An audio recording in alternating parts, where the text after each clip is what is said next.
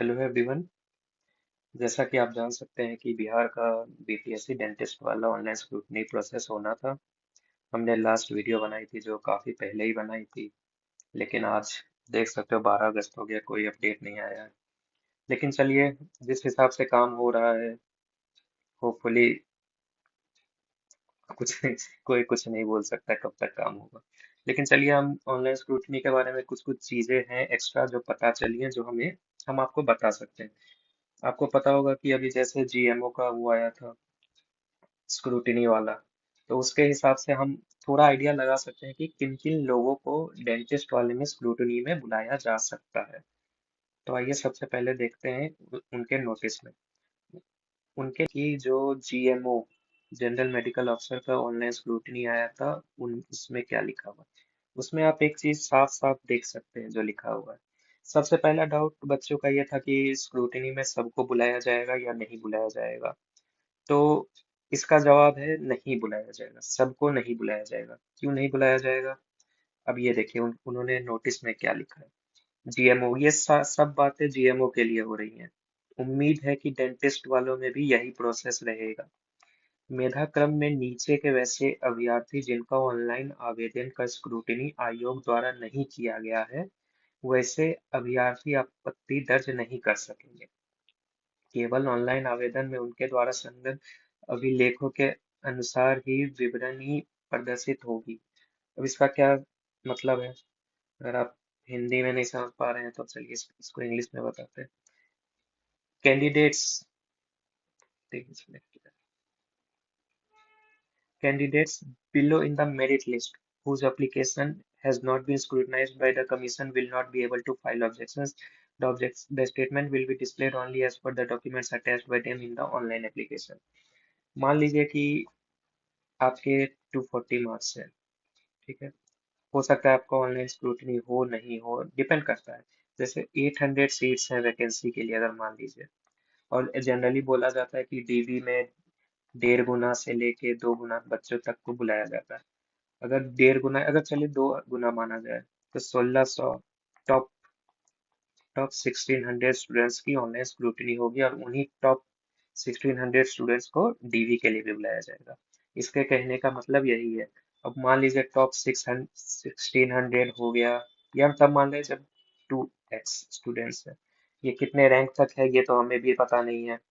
तो ये मान के चलिए कि 1200 से 1600 लोग जो क्वालिफाइड हैं स्टार्टिंग ऊपर के, उनकी ही ऑनलाइन स्क्रूटिनी होने की ज्यादा चांसेस हैं। सारे बच्चों की ऑनलाइन स्क्रूटिनी नहीं होगी।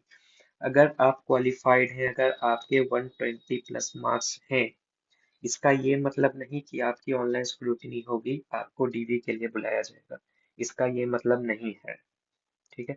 जीएमओ में ऐसा देखा गया है कि बहुत सारे बच्चे हैं जिनके 180 200 मार्क्स हैं, फिर भी उनको उनकी ऑनलाइन स्क्रूटिनी नहीं हुई है।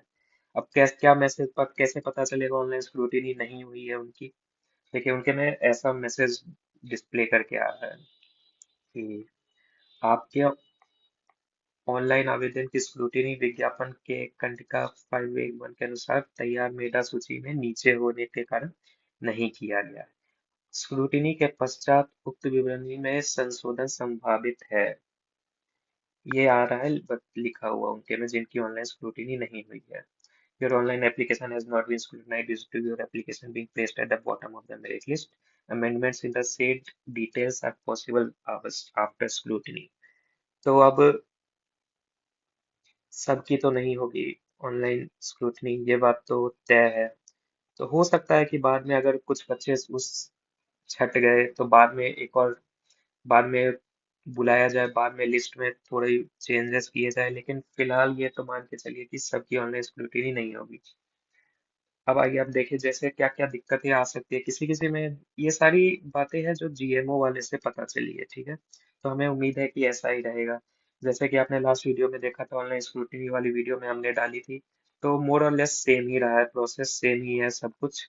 ठीक है, दो आपत्ति है ये है। अब जैसे एक चीज है जिसमें दिक्कत आ रही है बच्चों को। अगर आपने, मोस्ट कॉमनली जो प्रॉब्लम आई है उसमें यह है कि बच्चों ने सारे ईयर्स के मार्कशीट नहीं लगाए हैं। एक कॉलम था मार्कशीट वाला, तो ऐसा होता है कि आपको हर ईयर की मार्कशीट लगानी होती है, first year, second year, third year, fourth year. काफी बच्चों ने क्या किया है, सिर्फ फाइनल ईयर की मार्कशीट लगा दी और फॉर्म अपलोड कर दिया। नहीं, अगर आपने हर ईयर की मार्कशीट नहीं लगाई है तो आपके में ऑब्जेक्शन आएगा। जीएमओ में तो आया है, तो हम होप कर रहे हैं कि हमारे में भी आएगा, बीटीएससी वाले डेंटिस्ट वालों में भी आएगा। ऐसा लिखा हुआ आ रहा है, अभ्यर्थी द्वारा सभी वर्षों का प्रमाण पत्र देना अनिवार्य होगा। कोई बात नहीं, घबराने वाली बात नहीं है। क्या करेंगे आप एक 4 फोटो लेंगे, first year, second year, third year और फाइनल ईयर की। उसको एक पीडीएफ में डालेंगे, पीडीएफ बना के अपलोड कर देंगे। एक पीडीएफ में चारों की चारों आ जाएगी। यस करेंगे, यहाँ पे do you want to raise an objection पे यस करेंगे और नीचे जाके अपलोड कर देंगे, तो कोई दिक्कत नहीं है। वही, और बाकी सेम ही चीज रही है। हालांकि कुछ कुछ बच्चों में ये भी सुनने को आया है कि डिस्qualified दिखा रहे हैं, क्योंकि जैसे 2-3 बच्चों से बात हुई थी, किसी ने इंटर्नशिप कंप्लीशन सर्टिफिकेट अपलोड नहीं किया था, तो उनको मैसेज उनके में डायरेक्ट डिस्qualified लिखा हुआ आ रहा है। तो होपफुली ऐसा नहीं हो।